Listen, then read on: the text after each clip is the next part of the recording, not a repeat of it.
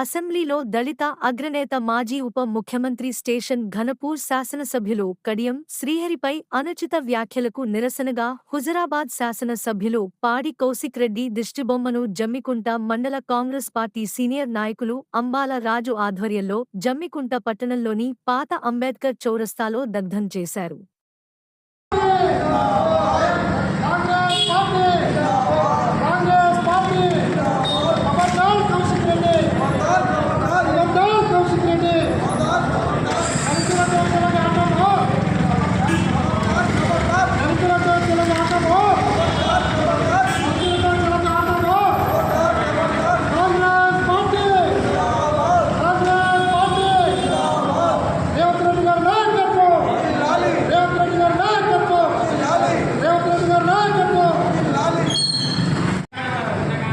నిన్న నిండు శాసనసభలో మాజీ ఉప ముఖ్యమంత్రి వర్యులు దళిత సంఘ నాయకులు స్టేషన్ ఘనపూర్ శాసనసభ్యులు కడియం శ్రీహరి గారి పైన నిన్న హుజరాబాద్ శాసనసభ్యులు పాడి కౌశిక్ రెడ్డి నిండు అసెంబ్లీలో తుపాకీతో కాల్చి చంపుతారన్న వ్యాఖ్యలను ఈ రోజున కాంగ్రెస్ పార్టీ పక్షాన తీవ్రంగా ఖండిస్తున్నాం.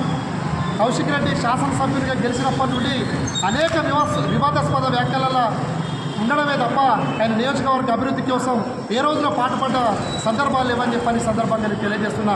మరి కడియం శ్రీహరి గారు వారి తండ్రి వయసున్న వ్యక్తిని పట్టుకొని ఆ రకంగా మాట్లాడడం ఎంతవరకు సమావేశం అని చెప్పని ఈ సందర్భంగా నేను తెలియజేస్తున్నా.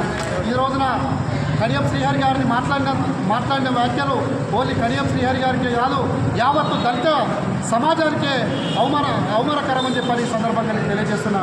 ఇప్పటికైనా కౌశిక్ రెడ్డి ఈ పద్ధతి మార్చుకోకపోతే దళితుల చేతిలో శిక్ష తప్పదని చెప్పని సందర్భంగా నేను తెలియజేస్తున్నాను.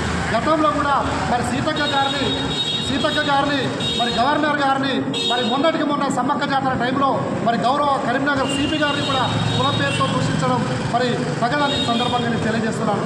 ఇప్పటికైనా ఈ పద్ధతి మార్చుకొని నియోజకవర్గ అభివృద్ధి పైన దృష్టి పెడితే బాగుంటుందని చెప్పి ఈ సందర్భంగా నేను తెలియజేస్తున్నాను.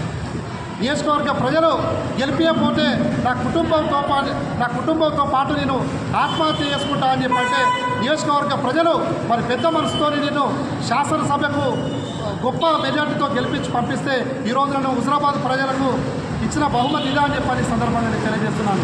ఇప్పటికైనా ఈ పద్ధతి మార్చుకోకపోతే బిడ్డ తస్మాత్ జాగ్రత్త, దళితుల చేతిలో నీకు శిక్ష తప్పదని చెప్పని ఈ సందర్భంగా నేను తెలియజేస్తున్నాను.